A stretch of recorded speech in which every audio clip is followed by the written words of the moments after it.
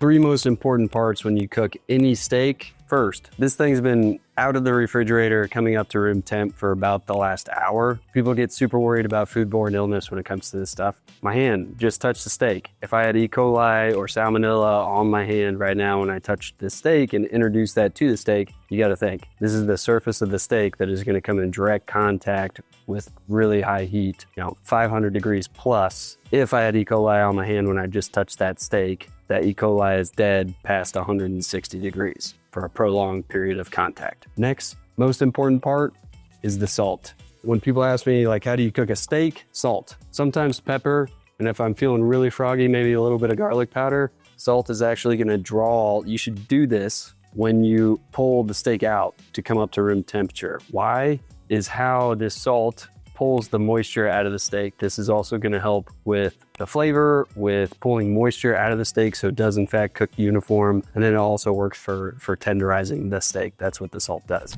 All right guys, so we have now let this steak rest with the kosher salt on it. You can see what I was talking about, how it looks nice and shiny. That's because that salt did its job. It pulled a bunch of moisture out of the steak. We're gonna give it 2-3 minutes aside, flip it, see where she's at.